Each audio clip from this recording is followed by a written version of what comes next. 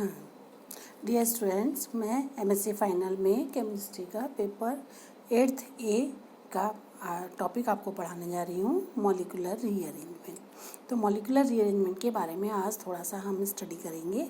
तो molecular rearrangement होता क्या है? फर्स्ट, जनरली जो केमिकल रिएक्शंस होती हैं उनमें क्या होता है, स्केलेटन को बेसिक स्केलेटन सेम रहता है। ग्रुप का रिप्लेसमेंट होता है, एडिशन होता है या इवोल्यूशन होता है किसी चीज़ का। लेकिन इसमें क्या होता है, ये जो मॉलिक्यूलर रीअरेंजमेंट्स होता है इनमें रीशफलिंग ऑफ एटम्स होती है या reshuffling of basic skeleton of the molecules. इस यानी कि उसमें atoms, alkyl groups, aryl groups, functional groups, these can be change from one position to the other. Then these are known as molecular rearrangement. Basically, these rearrangement reactions are grouped under the four headings, or we can say that rearrangement reactions can be classified into four. First is nucleophilic rearrangement. In nucleophilic rearrangement, the migrating group which migrates from one position to the other to the migrating point, that will be the migrating point will be electron deficient centre. यानी कि जो group है वो हमारा अपने electrons के साथ में किसी इलेक्ट्रॉन डेफिशिएंट सेंटर पर माइग्रेट करेगा। दूसरा होता है इलेक्ट्रोफिलिक रीअरेंजमेंट। इलेक्ट्रोफिलिक रीअरेंजमेंट में group migrates to the electron rich centre. यानी कि जो हमारा माइग्रेटिंग ग्रुप है वो इलेक्ट्रॉन डेफिशिएंट है और वो सेंटर जिस पे वो जा रहा है वो इलेक्ट्रॉन रिच है। तीसरी होती है free radical rearrangement. In this migrating group migrates to the free radical centre, then this is known as free radical rearrangement. Fourth होता है aromatic rearrangement. In this migrating group migrates to the aromatic nucleus, then this is known as rearrangement.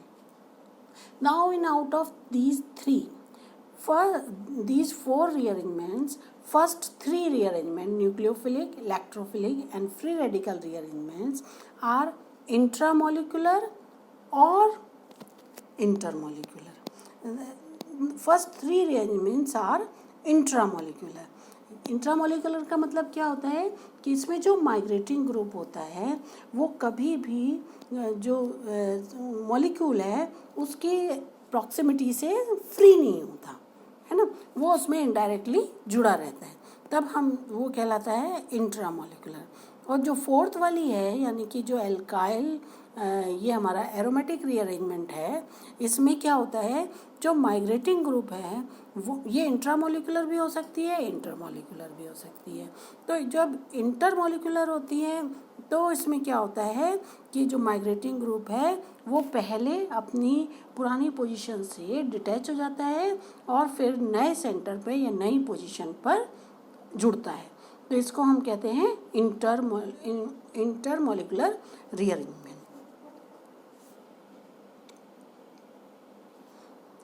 फिर है हम study करेंगे nucleophilic rearrangement. इनको one by one discuss करेंगे।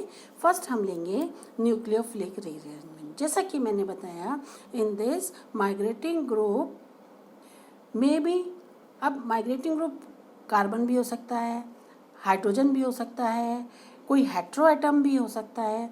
तो migrating group migrates to from a carbon atom to the adjacent electron deficient atom which may be other, फिर से वो कार्बन हो सकता है, नाइट्रोजन हो सकता है, ऑक्सीजन हो सकता है ना।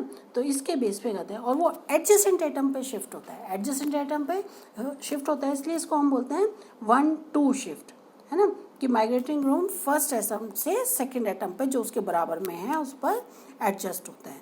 तो migrating group is in this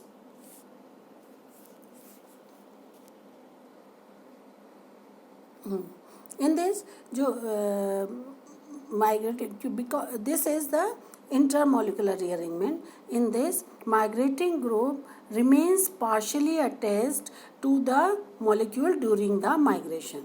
and forms a cyclic intermediate which is known as bridged non-classical carbonium ion.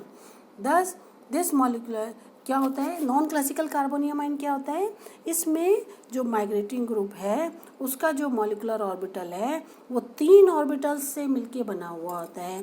पहला जहाँ पर जिस एटम से वो डिटैच हो रहा है, दूसरा जहाँ पर वो जा रहा है, और तीसरा उसका खुद का ऑर्बिटल। तो इस तरह 3 एटॉमिक ऑर्बिटल्स को मिला करके एक मॉलिक्यूलर ऑर्बिटल बनता है, इसलिए ये नॉन क्लासिकल होता है और इसमें 2 इलेक्ट्रॉन्स होते हैं। जैसे कि यहाँ पर दिखाया है कि इलेक्ट्रॉन डेफिशिएंसी सेंटर, अब जैसे ये है, ये क्योंकि हम कार्बोनियम आयन में कर रहे हैं तो इसमें जो वाई है, ये वाई जो है, ये वाई जो है जब डिटैच होगा अपने इलेक्ट्रॉन्स को लेके तो यहाँ पे कार्बोनियम आयन बन जाएगा, और ये जो एक्स है ये अपने इलेक्ट्रॉन्स को लेकर के यहाँ पर इसके साथ कार्बोनियम आयन बनाएगा, इस वाले के साथ में। तो इस तरीके से ब्रिज्ड कार्बोनियम आयन बन जाएगा, ये ब्रिज्ड कार्बोनियम आयन। इसमें 3 एटॉमिक ऑर्बिटल्स हैं, एक्स का ऑर्बिटल है, सी का ऑर्बिटल है, इस वाले सी का ऑर्बिटल है। ये जहाँ पर ये जा रहा है, ये जहाँ से वो शिफ्ट हो रहा है ना। तो इस तरह इन तीनों के ऑर्बिटल्स को मिला के एक ये ब्रिज्ड कार्बोनियम आयन बन गया जो कि नॉन क्लासिकल है। एंड फाइनली ये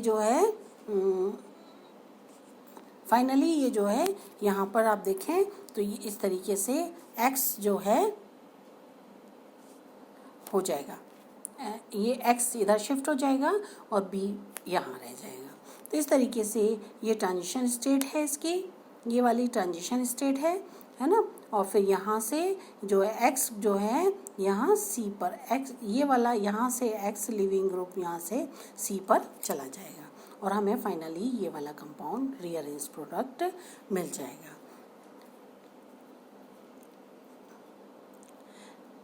नेक्स्ट है न्यूक्लियोफिलिक रीअरेंजमेंट में। न्यूक्लियोफिलिक रीअरेंजमेंट को भी हम फर्दर डिवाइड करते हैं 3 टाइप्स में on the basis of electron deficient centre, कि अगर rearrangement group electron deficient carbon पे जाता है, एक तो वो, number two rearrange to the electron deficient nitrogen atom को, number 3 rearrangement group goes to electron deficient oxygen atom. तो इस तरीके से ये 3 जो न्यूक्लियोफिलिक रीअरेंजमेंट हैं इसमें 3 तरह के हैं, कार्बन, नाइट्रोजन और ऑक्सीजन वाले। नेक्स्ट इसी का एक एग्जांपल है पिनेकोलॉन रीअरेंजमेंट। पिनेकोलॉन रीअरेंजमेंट में क्या होता है, दिस इज द न्यूक्लियोफिलिक। अब इसके हर एक वर्ड पे ध्यान दें, है ना। It is a nucleophilic intramolecular carbonium ion rearrangement. Nucleophilic यानी कि जो माइग्रेटिंग ग्रुप है वो इलेक्ट्रॉन रिच है और कहाँ जाएगा, ऐसी पोजीशन पर जाएगा जहाँ पर इलेक्ट्रॉन्स की कमी है। दूसरा इंट्रामोलिकुलर है, इसका मतलब ये इसमें जो है कार्बोनियम आयन बनेगा और वो जो है उसमें 3 एटॉमिक ऑर्बिटल्स वाला बनेगा। Next is carbonium ion rearrangement है, तो ग्रुप जो है कार्बोनियम आयन पर शिफ्ट हो रहा है। इस रिएक्शन जनरली किस में पाई जाती है, जिसमें 1,2 डाइऑल्स होते हैं। जैसे कि इसमें आप देखें 2,3 डाईमिथाइल 2,3 डाईमिथाइल 2,3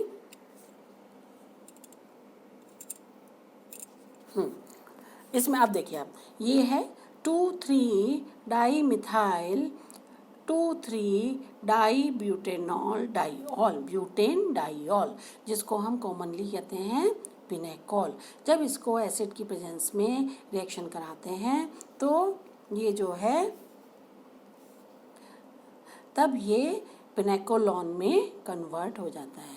तो पिनेकोलॉन रीअरेंजमेंट क्या है, conversion of 1,2 di glycols to the pinacolone that is aldehyde और कीटोन्स। तो इसमें ये किस में कन्वर्ट हो रहा है, कीटोन में।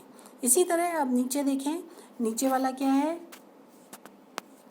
ये देखिए इसमें क्या है, 2 मिथाइल प्रोपेन 1,2 डाइऑल, दोनों 1 और 2 पोजीशन पर 2 हाइड्रोक्सी ग्रुप हैं। ये जब शिफ्ट होगा तो किस में जाएगा, ये जाएगा, ये बनाएगा आइसोब्यूटाइल एल्डिहाइड। ये इसमें कन्वर्ट होगा, आइसोब्यूटाइल एल्डिहाइड, ये एल्डिहाइड में कन्वर्ट होगा। इसी तरह और नीचे देखें तो ये देखिए यहाँ पे ये फिनाइल प्रोपेन 1,2 डाइऑल, ये फिनाइल ग्रुप है, प्रोपेन है, 1,2 पोजीशन पर फिनाइल है, मिथाइल है, ये पूरा प्रोपेन है और यहाँ पर 2 हाइड्रोक्सी ग्रुप हैं, तो ये एक डाइऑल है। तो ये जो है कहाँ जाएगा, जब ये कन्वर्ट होगा तो इसमें ये बेंजाइल मिथाइल कीटोन में कन्वर्ट हो जाएगा। तो पिनेकोलोन रीअरेंजमेंट क्या है, conversion of 1,2 diol to the aldehyde और कीटोन्स। इसके बारे में हम नेक्स्ट जब पढ़ेंगे तब उसमें हम पूरा इसका डिटेल में, इसका मैकेनिज्म, इसके यूजेस और उसमें पढ़ेंगे। अभी आप इतना इनका जनरल पढ़िए। थैंक्स।